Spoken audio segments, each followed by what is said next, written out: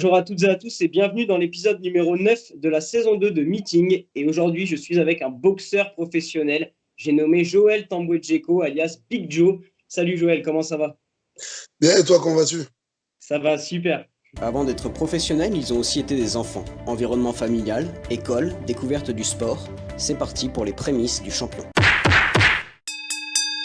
Le 30 juillet 1989, à Etterbeek, donc c'est un petit arrondissement de Bruxelles. Avant de tomber dans la boxe, j'ai comme un peu tout le monde, j'ai voyagé un peu dans pas mal de sports, tu vois, donc même des sports qui n'étaient pas du tout sport de combat. J'étais dans le football, j'étais assez doué d'ailleurs. Et puis j'étais aussi dans l'athlétisme où j'étais pas mal, tu vois. Malheureusement, manque d'argent, donc j'ai transité dans un sport un peu plus abordable au niveau des finances qui étaient disponibles.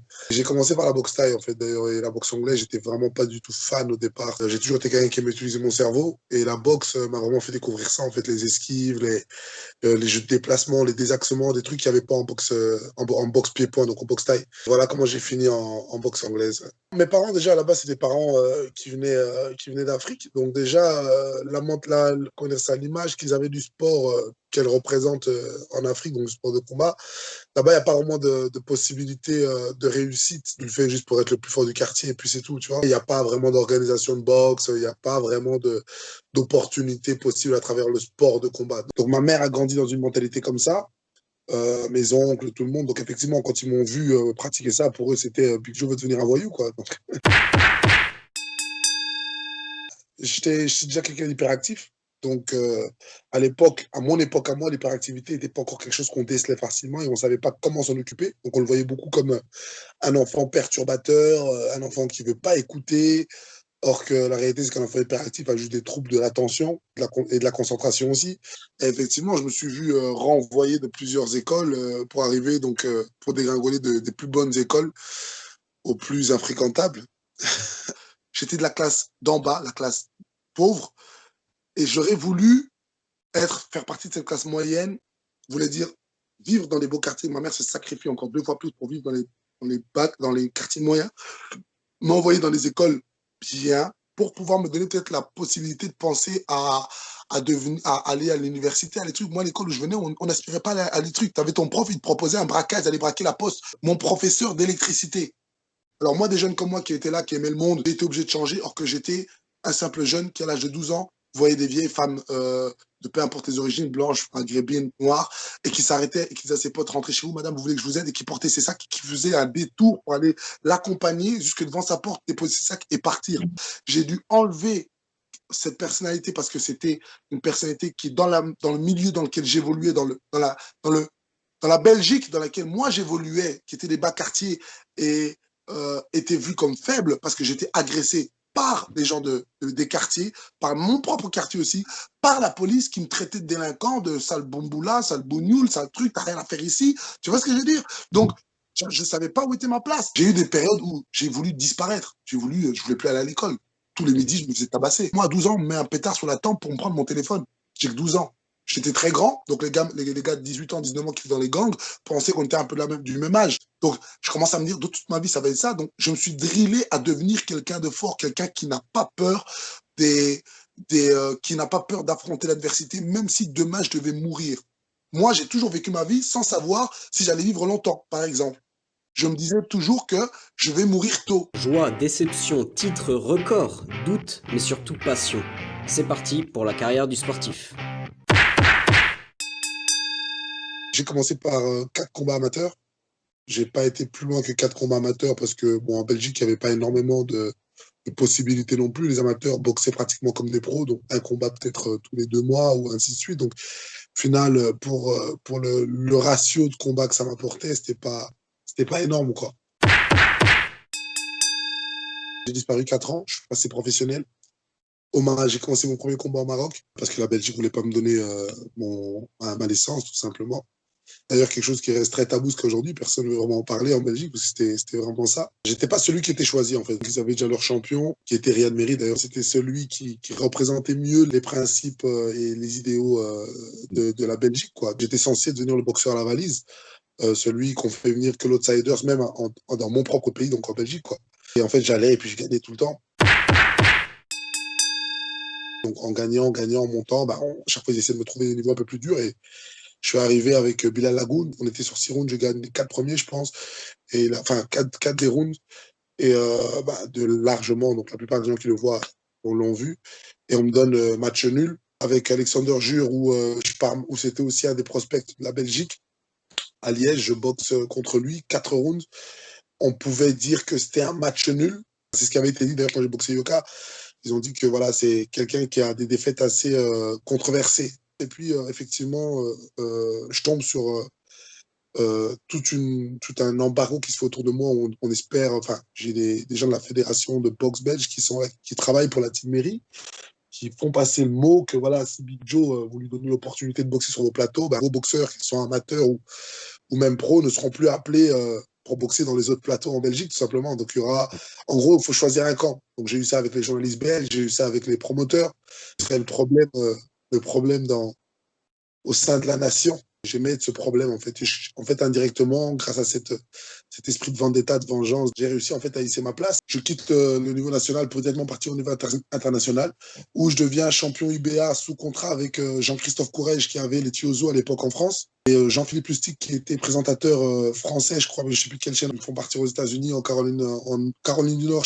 Et je reviens en Europe, où ils me font faire la première IBA intercontinentale, qui était la demi-finale pour être challenger officiel pour la IBA World, qui était d'ailleurs détenu par Méris Bredis. Mes promoteurs, Jean-Philippe Lustig et Jean-Christophe Courrèges, avaient signé déjà un contrat avant le combat avec la promotion allemande. Ils avaient prévu d'organiser avec Frank Blum, mon adversaire, déjà la victoire, en fait, c'est donc plutôt la finale, contre Méris Bredis, déjà là-bas, donc une semaine avant qu'on boxe moi et lui ici en Belgique.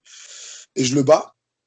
Donc, je casse les deals en Allemagne. Donc, Christophe Courrèges, qui d'ailleurs est un grand fils de pute parce qu'il part avec mon argent, il ne me paye pas, il disparaît. Hop, moi, jeune, je crois à son truc de t'inquiète pas, écoute, voilà, il n'y a pas de souci. Je pars aux États-Unis, je t'envoie le versement et je reviens. Plus jamais de nouvelles, plus rien. Excusez-moi pour mes propos, mais c'est comme ça que je suis quelqu'un de franco. J'ai eu les combats contre Greg Kennedy, donc The Kid qui était à Cardiff, qui était numéro 3 anglais. Je l'envoie 2 fois par terre au tapis, bon, on lui donne la ceinture. Comme je t'ai dit, c'est tous les trucs comme ça, où d'ailleurs j'arrête 2 ans ma carrière juste après ce vol que j'ai mal digéré, tu vois. Et d'ailleurs, moi qui fréquente l'Angleterre qu'aujourd'hui, à huis clos, c'est ce qui se dit que ouais, t'avais gagné, mais bon, ce qui est toujours triste, c'est qu'on accepte que on te le dit à huis clos, mais pas officiellement. Donc bref, c'est des trucs qui peuvent te faire arrêter la boxe, tu vois. Puis mon pote, c'est là où il est passé manager, on a continué. D'ailleurs, c'est un ami d'enfance, mon manager actuel, qui en fait était un ami d'enfance qui n'était pas du tout manager. C'est pour ça que je suis son premier boxeur, qui a vu le boycott qu'il y a autour de moi et qui a décidé de passer sa licence de manager pour devenir manager lui-même et se lancer autour de moi et essayer de me faire monter dans ma carrière. Le but était, vu qu'on n'avait pas énormément de fonds pour organiser tout le temps comme les grosses promotions, même prenons des promotions françaises, hein, on se disait, OK, on fait même 2 combats par an, mais 2 gros combats, ça nous permet de pouvoir continuer à se hisser le plus rapidement dans le classement, en fait. D'où le nombre d'années que j'ai en professionnel, mais pas assez de combats. Sur Bruxelles, j'ai fait pas mal de mauvaises choses dont je suis pas spécialement fier aujourd'hui, mais voilà, ça a été ma petite période noire de contestataire, de ras-le-bol. C'est ma petite période dépressive qui a duré comme longtemps, 10 ans, tu vois, où on rêvait d'être un Mérine, tu vois, faire payer la Belgique, faire exploser les institutions nationales. À un moment donné, j'étais dos au mur parce que moi, ma vie, c'était la boxe. Toute ma vie, j'avais donné ma vie à la boxe. J'ai arrêté mes études assez tôt parce que moi, je me voyais que dans la boxe, je me voyais réussir, je me suis concentré sur ça, j'ai voyagé, j'ai laissé ma famille derrière, j'ai laissé ma fille derrière, j'ai tout laissé pour réussir. Donc, arrivé à un moment où j'ai des mecs qui sont là, qui veulent, eux, décider de la tournure de mon destin, c'était pas possible. J'ai dû faire aussi des trucs que j'étais pas fier, que je voulais pas non plus, mais j'avais pas le choix. C'était un engrenage. Même si moi, je me suis jamais considéré être un voyou, en fait, je me suis toujours considéré être un frustré. En fait, un gars qui n'a jamais pu avoir ce qu'il voulait. C'est juste être quoi? Un gars normal qui avait aucun problème avec la justice, qui voulait juste vivre de sa passion, boxer. Le sport de combat était le sport de prédilection de tous ces jeunes-là, parce que c'était le sport le moins cher. Donc, effectivement, directement, en francophonie, on était catalogué, et ça, c'est même en France, hein, catalogué ouais, c'est un sport pour les repris de justice, c'est un sport pour les bandits. Bah, automatiquement, si dans les médias, tu montres un jeune de quartier qui part braquer une banque, qui a jamais fait un combat de boxe, mais qui s'entraîne dans les clubs de boxe et que tu dis que le mec, c'est un boxeur, je suis d'accord que les gens vont pas aimer la boxe. On va coller l'image de la boxe sous une étiquette c'est un sport de repris de justice ou de personnes qui vont de toute façon mal tourner. Or que pas du tout, c'est vraiment un sport, je pense, qui m'a appris qui m'a appris à me relever et à être le garçon que je suis aujourd'hui, qui sait aujourd'hui donner des conseils aux jeunes. Mais le passage qui m'a vraiment changé et qui m'a fait voir la vie autrement, c'est Frédérici. Quand j'ai boxé Frédérici aux États-Unis, à New York, et que je l'ai poussé à la pesée d'ailleurs, ce que peu de gens savent, c'est que ça s'est très mal passé pour moi, en fait. L'erreur que le promoteur a fait, il nous a mis dans le même hôtel. Le soir même, je reçois des messages, on m'envoie des photos ça m'a un peu fait rire. Tu vois, j'ai peut-être reçu 5000 messages des mitraillettes, des trucs, tu vas voir, toi, sale négro, tu vas mourir, tu vas tu vas voir, espèce d'enfoiré, demain t'es mort, demain on vient à l'événement. Toi, tu savais pas qu'à Long Island, ici, c'était la ville des descendants d'Italiens, on va te tuer. Tout ça me met sur une tension d'adrénaline énorme. Le jour du combat, je vais au réfectoire, il arrive à la même heure que moi, à 7 h du matin. Il me voit. Son manager prend son téléphone. Il envoie son message. Moi, ce que je ne savais pas, c'est qu'il avait un manager, co-manager aux États-Unis. Même pas 30 minutes ou une heure après, comme ça, au moment où j'allais me lever pour m'apprêter pour me lever, on parlait avec mon manager et je voyais, il me regardait en souriant. Je ne comprenais pas pourquoi il était même assez sûr de lui. Alors qu'à la pesée, j'avais vu qu'il avait perdu ses couilles, quoi, un peu. Je vois un Golgoth qui arrive, un balèze comme ça. Type, il arrive, un monstre là, large comme ça. Moi, j'avais 90 kilos, un temps lourd léger. Le gars arrive, il a peut-être 120 kilos, assez large comme ça. Il arrive avec des mecs, des bodybuildés. Il descend, il part sur le balcon, il crie comme ça. Ouais, il est où, Big Joe? C'est qui? Et il y avait tous les boxeurs américains qui étaient là, qui devaient boxer. On était tous, tous les boxeurs mangeaient. Et moi, je vois, à un moment donné, que je vois tous les boxeurs regardaient devant moi, mais au-dessus. Je ne comprenais pas, je parlais à mon manager. Et je regarde, je me tourne, je regarde le balcon. Et je vois, il y a un mec qui me regarde énervé, qui respire. Et moi, je me dis, ouais, il pète un plomb. Et moi, je ne parlais pas très bien anglais en plus. Donc, je regarde, je dis, il pète un plomb, ce type. Je le regarde comme ça, comme si c'est un animal, tu vois, moi qui a la rage, là. Et il descend, il fait le tour du balcon, il descend avec son équipe. Il part saluer la table de Frédérici, c'est là où j'ai compris qu'ils étaient ensemble. Et je vois Frédérici qui sourit, qui est tout content, et qui me regarde avec des yeux, c'est là, maintenant, fais-moi le malade, fais-moi de ta gueule, maintenant. Et le mec arrive à ma table directement. Il me fait, ouais, c'est toi, Djeko? Je dis, ouais, c'est moi, j'étais en train de manger, filme mon plat. Il me dit, ouais, en gros, ouais, quand t'es venu, t'as foutu la merde. Mais non, on va pas se mentir, tu sais que mon gars, il a perdu, là. Il me le dit comme ça, tu sais que mon gars, il a perdu. T'as vu à la pesée qu'il a eu peur, genre, tu vois.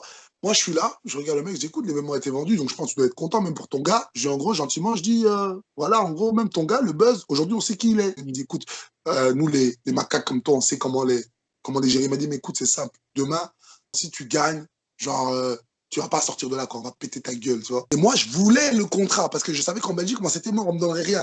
Donc, je me dis, et moi, je voyais ma vie partir, tu sais, je voyais mon plan carrière partir loin. Je me disais, putain, mais donc, et j'avais, en fait, j'avais peur au fond de moi. Là, j'ai dit, quand on avait été Big Joe, ce combat, il sert à rien. Faut même pas qu'il ait lieu. Je leur ai dit, tu sais quoi, bah, c'est pas grave, faites ce que vous avez à faire maintenant, en vérité. On va pas attendre le soir. On va pas attendre le combat. Oublie le combat. Faites ce que vous avez à faire maintenant. Vous êtes venus pour quelque chose.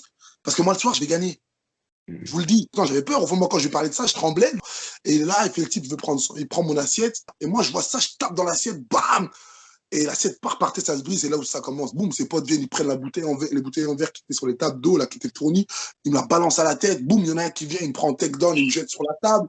Bam, tac, la table se pète. Je descends, je me retourne. Je regarde les verres, je prends les verres en main. Je pense pas aux conséquences.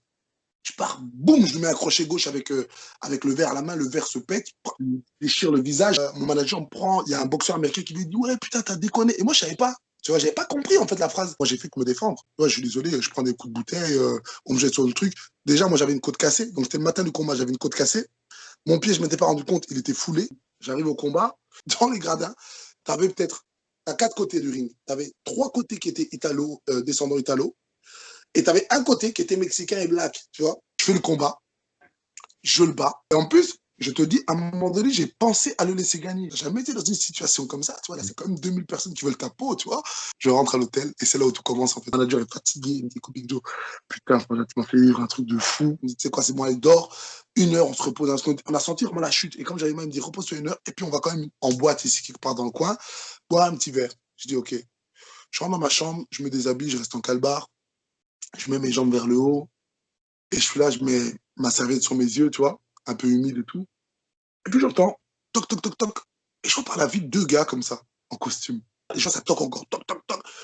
Et je me dis, je commence à me dire, bon, Big Joe, là, c'est foutu. Il m'envoie un coup de flashball. Boum, je prends un coup de flashball dans le torse. Bam, je prends un coup de flashball, je tombe à l'intérieur. Le deuxième, il m'envoie un coup de taser. Quand je me réveille, je suis enchaîné comme ça à côté de quelqu'un. Le gars, il est habillé en orange. Moi, je suis habillé en orange. On est dans un bus comme dans les films américains. On est en train de se diriger vers la prison de haute sécurité de Nassau. Pour eux, Long Island, j'étais un Africain, comme ils m'ont bien dit, c'était un Africain pour nous, ici, migrant africain, qui est venu, qui t'en est pris à un Américain. Il a dit, ici, Européens, on ne connaît pas nous, c'est la même chose que le migrant. Donc, je suis resté en fait en prison jusqu'à la date de mon procès. J'ai fait 3 semaines, un mois. Tous les gardiens me disent, putain, c'est un boxeur professionnel. Par contre, les States, ils adorent la boxe. Pendant qu'on est en train de me faire les flexions pour voir si j'ai de la drogue dans le cul, tu vois, il y a un gardien qui me parle, qui me dit au téléphone, ah, mais t'as quand même explosé Greg Kennedy, là. Putain, mais tu l'as salement mangé, là, ouais, putain. Il me regarde, et comme je t'en souviens, il me dit, putain, mais t'es fit, hein. Ouais. Et moi, je suis là, je me dis, mais qu'est-ce qui se passe? Je comprends rien, en fait. C'est ça le pire moment de ma carrière, tu vois. Pour moi, la boxe, en soi, boxer sur un ring, même Yoka, tu me donnes même un Joshua, moi, je te le fais. C'est stressant parce que ça reste des bonhommes, ça reste des gars qui ont un passé, ça reste des vrais poids lourds, mais c'est pas ce que j'ai vécu là-bas. Là-bas, j'ai vraiment cru que j'allais pas sortir vivant de là-bas. Tout ça m'a appris, en fait, même beaucoup sur moi-même. J'en voulais beaucoup à la fédération belge, j'en voulais beaucoup aux autorités, au fait qu'on nous boycottait parce qu'on venait des quartiers, tu vois. La vérité, j'en ai rien à foutre d'être champion du monde. Par contre, ce que j'ai compris, c'est qu'il y a beaucoup de gens qui étaient comme moi, qui ont grandi avec une noirceur à l'intérieur d'eux, qui ont grandi avec une haine à l'intérieur d'eux-mêmes, une haine envers les systèmes, une haine envers ceux qui les ont abandonnés. Parce que malheureusement, c'est pas qu'on n'a pas un problème envers les Italiens ou envers le Belge ou envers le Français ou envers l'autochtone du pays dans lequel on est. On n'a pas un problème avec lui. On a un problème avec le fait qu'il ne nous regarde pas. Tu vois, et Youssoupha avait dit ça dans une de ses chansons que j'avais aimé aussi. Il avait dit, marre de regarder la télé car la télé ne nous regarde pas. Tu t'en fous de ce que les gens pensent, tu seras ce que tu veux par la force de ton vouloir. Aujourd'hui, en fait, à part boxeur, je suis PNL praticien. C'est-à-dire, c'est dans la programmation c'est de la programmation neurolinguistique. C'est de l'accompagnement de recherche d'objectifs. Il y en a certains qui vont le faire pour de la communication, il y en a qui vont le faire pour accompagner les enfants à mieux se développer, à développer eux-mêmes leur propre personnalité. Puis moi, je le fais plus dans la recherche d'excellence pour les athlètes, pour les entrepreneurs, en recherche de confiance en soi, de gestion stress et de poser des stratégies qui vont leur permettre d'évoluer vers leur objectif, tu vois. Je pense que beaucoup de jeunes ont perdu cette petite lumière. C'est même pas spécialement des gens qui ont vécu des vécus comme moi, hein. Je veux dire, dedans, j'ai des personnes qui ont subi des abus, donc qui ont perdu des abus physiques, qui ont perdu, et c'est des filles, qui ont perdu des 100% confiance en elles, qui pensent qu'elles sont bonnes à rien, qu'elles peuvent rien réaliser, mais qui ont des envies d'objectifs derrière ça, professionnels aussi. Il y a des garçons aussi qui ont été abusés, il y a des garçons qui ont grandi dans des milieux comme moi, comme il y a des garçons qui n'ont pas connu ça, mais qui ont juste eu des problèmes avec leurs parents, pas assez là autour d'eux, et qui ont cherché ce modèle à l'extérieur et qui sont tombés sur des mauvaises personnes et qui l'ont toujours pas trouvé et qui se sentent perdus. Et donc, moi, mon rôle, c'est de leur apporter cette guidance à travers le modèle stratégique que je vais mettre en place pour les guider jusqu'à se développer eux-mêmes avec leur propre personnalité et pas leur donner mon ressenti à moi ou moi comment j'aurais fait. Les gens qui me suivent sont vraiment contents. Et il y a de vrais résultats, ils arrivent à avoir plus d'assurance en eux, plus de confiance en eux, à avancer, à réussir ce qu'ils font. Je mélange bien sûr une approche thérapeutique parce que moi je suis sportif, donc pour moi la thérapeutique du sport elle est très importante. Contrairement aux autres PNL, j'ai ma particularité, je mélange un suivi psychologique mais aussi un suivi physique. Donc je ramène la thérapie du sport dedans aussi. J'ai 4 heures par jour de préparation en salle et 2 heures de préparation libre en journée. Je m'entraîne 5 jours par semaine, 2 jours off. Samedi, dimanche, je ne fais jamais rien. Après, parfois, bien sûr, j'ai quand même des semaines où, quand je suis dans des préparations comme j'ai fait pour Yoka, quand c'est des combats hyper importants comme ça, bien sûr, je ne peux pas tenir 4 heures tous les jours avec tes 2 heures le matin. Moi, physiquement, 2 jours après, je suis requinqué. Hein. L'hyperactif ne sait pas se reposer, tout simplement. Il est surexcité tout le temps. Mais après, niveau blessure, c'est autre chose. Ça, bon, la blessure, ça prend le temps que ça doit prendre. Par exemple, le nez avec Yoka, comme il a été un peu légèrement déplacé, on l'a remis en place directement dans le vestiaire. Mais c'était assez sensible ici. Bon, là, maintenant, je le sens encore légèrement quand je touche, tu vois. Mais je crois pas que je peux encore prendre une pêche pour l'instant sur le nez, tu vois. Les gens disent, ouais, putain, c'est une machine, il est grand, lourd, léger, masse musclé comme ça et tout, moins de 90 kilos. C'est un monstre, quoi, tu vois. Et on m'appelait Big Joe la machine, quoi, Big Joe the machine.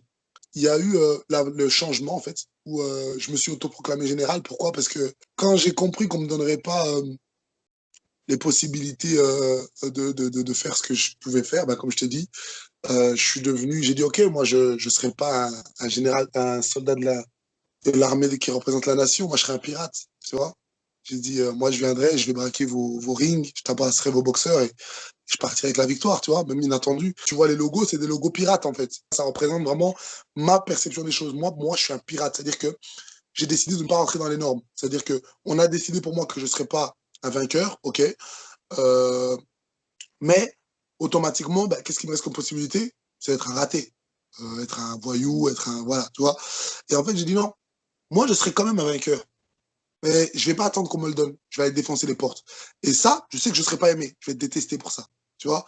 Parce que je vais véhiculer l'espoir. L'espoir de quoi? On fait en sorte de faire croire aux jeunes que sans eux, ils peuvent pas réussir. Que sans la fédération, sans les autorités, on peut pas réussir. Et Big Joe, avec ce qu'il fait, il montre aux jeunes que non, si tu forces un peu, tu donnes un peu, t'inquiète, tu peux y arriver. Regarde Big Joe ce qu'il fait. Donc, en fait, je dérange. Parce que ils ont pas envie que dans 10 ans, il y ait 100 Big Joe. Ce sont tous des compétiteurs, mais ils savent aussi profiter de la vie. Tout de suite, les questions insolites. Top boy. Taïk, j'aime bien Taïk, bizarrement. J'aime bien la tartiflette, ouais. Cuba. La PNL, ouais. Steve Harvey, qui me motive beaucoup. Déjà, moi, j'aime bien le personnage au niveau de la détermination. Motivation, c'est un gars c'est un acteur qui a sa propre mission aux États-Unis, hein, tu vois. Au niveau sport, Thomas Hearns. Evander Holyfield pour son fight spirit, ça représente en fait ce que j'ai toujours voulu, ce que de tout petit j'ai toujours voulu être. On a vu plein de combats où ce mec-là, il tombait, il se relevait, tu vois ce que je veux dire? Et c'était face à des solides devant lui, tu vois. Il y a Manny Pacquiao que j'aime beaucoup. Tout son argent qu'il touche, il a investi dans sa communauté, il a construit des villes, il a construit des écoles. Manny Pacquiao reçoit l'argent, il sait que ça provient de ses fans. En fait, c'est ses fans qui lui permettent de toucher ça. Et en fait, il leur redonne. Beaucoup de boxeurs, beaucoup de stars, des célébrités prennent de leurs fans, mais ne redonnent jamais. C'est if they don't like you, they're not dead. Je te remercie parce que franchement, c'était super top. Je savais que tu avais une forte personnalité et tout, mais là, j'ai découvert quelque chose de. Bah, ça m'a touché en fait. Ça m'a vraiment touché, ton histoire. Je trouve que tu es hyper investi au-delà de la boxe en fait. Et c'est super, je trouve, comment tu vois la vie et par où tu es passé et comment tu t'en es sorti et comment tu évolues maintenant. Je trouve ça vraiment hyper inspirant en fait pour ceux qui vont regarder la vidéo. Merci, c'est gentil. Bah, c'est grâce à des gens comme toi qu'on peut faire véhiculer des messages et surtout, tu vois, et surtout permettre à peut-être d'autres gens qui se reconnaissent dedans de pouvoir comprendre qu'ils sont pas perdus. Tu vois, c'est juste ça en fait. Bon, bah Ça allez, va. à la prochaine. Salut. Merci encore frérot. Ciao, ciao.